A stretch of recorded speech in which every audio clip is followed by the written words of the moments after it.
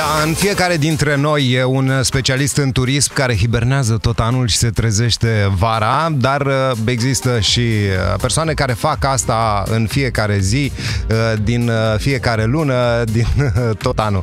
Și alături de noi în această dimineață este Alin Pătru de la Travis Corporate and Events. Bună dimineața! Bună dimineața! Și omul ăsta alături de mine a făcut și marketing cultural, așa am citit, nu? Da. Am văzut că ai lucrat cu Purcărete fără a fi actor. Silviu Purcărete, pe care l-am întâlnit săptămâna trecută în Iași. Da?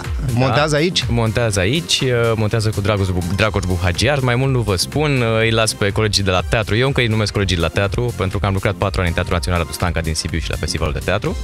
Și de acolo, din client, am devenit profesionist în turism. A fost o tranziție interesantă. Ăla a fost începutul? Da, acolo a fost începutul interesant. în lumea de evenimente. La Sibiu. La Sibiu și într-un an important, 2007, Capitală Culturală Europeană. Da, am fost la câteva conferințe cu Silviu, ca așa îi spun prietenii, la Festivalul Național de Teatru de la București și povestea despre artă ca un business, la fel cum noi încercăm să vorbim despre business ca despre o artă. No? Cât din ceea ce faci poate fi numit artă? Destul de mult, pentru că, spre deosebire de colegii noștri din străinătate, din vestul Europei, care lucrează automatizat, chiar m-am întors acum de la Frankfurt, de la un târg și ne-am vizitat colegii noștri din birourile de acolo, noi încă lucrăm foarte mult cu omul, cu personalitatea fiecărui pasager în parte, fiecărui turist în parte. Este o artă să înțelegi, în primul rând, anumite mesaje non-verbale sau anumite dorințe ale cuiva, și să începi să cunoști fiecare personalitate. Eu lucrez mai mult partea de organizare de evenimente, mai mult partea de business traveler. Am colegi care au pasageri pe care îi cunosc de 10 ani de zile. Și eu mereu spun, agentul de turism este în primul rând un prieten, este un prieten care trebuie să te ajute să îți realizezi visul unei vacanțe perfecte, un vis pe care durează un an de zile, pentru care strângi bani și atunci când te întâlnești cu un agent de turism, poți face ceva ce nu poți face cu un sistem online. Poți vorbi.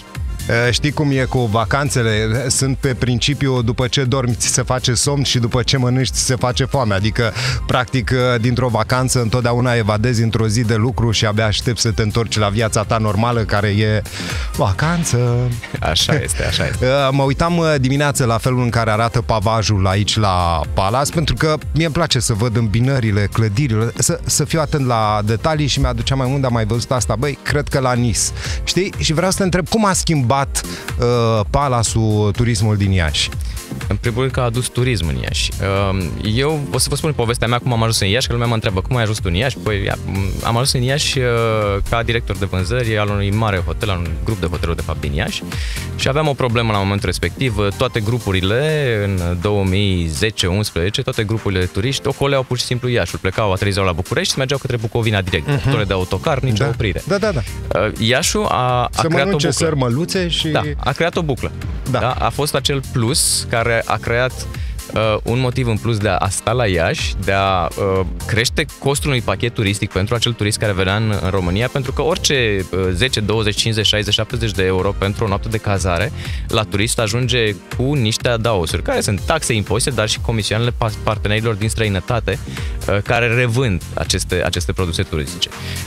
Doi la mână, Palace-ul a reușit să facă din Iași, probabil, îmi place să folosesc cuvintele așa, probabil prima și singura destinație de shopping din România.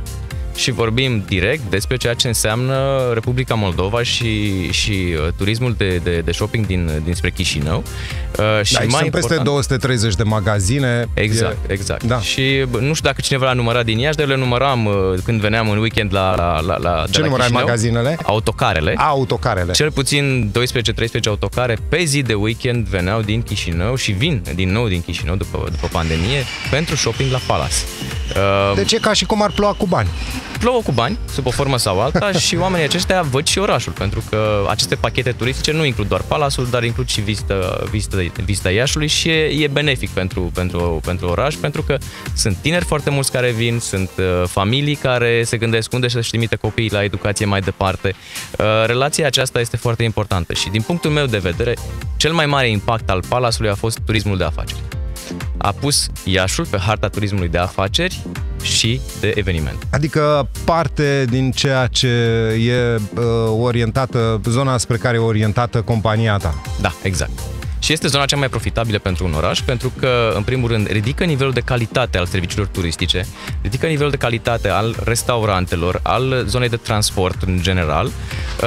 Un turist de afaceri vine cu mai mulți bani, dar are și pretenții mai mari. Iar atunci când dorești să înființezi o companie, să deschizi un punct de lucru într-un oraș, te uiți și la lucrurile acestea, pentru că vei trimite angajații tăi care au din străinătate anumite așteptări și dacă nu funcționează lucrurile acestea, o să-ți plece, pur și simplu. Nu așteaptă, nu stau dacă nu au condiții bune. Ori turismul de afaceri din jurul Palasului a ridicat standardul la nivelul destinației. Cartea ta de vizită e în limba engleză. Ce înseamnă poziția pe care o ocup la Trevis?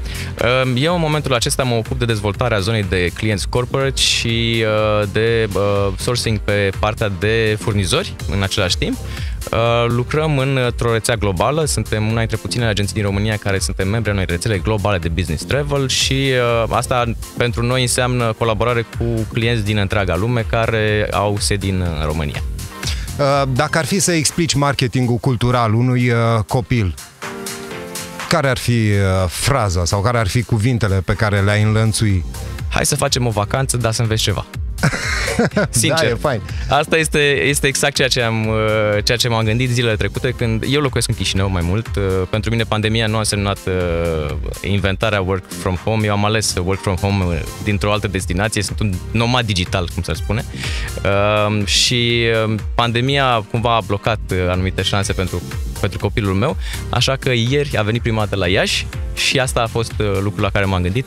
Hai să vezi ceva și să vezi ceva. Și dacă toți suntem la radio, hai să punem niște muzică. Alin, hai să ne facem dezmorțirea. Arată mișcările tale, dans. Arată-mi ceva din... Nu sunt cel mai bun la dans, dar se poate. Dacă e nevoie, găsim soluții. Dans Le Jardin. Bună dimineața!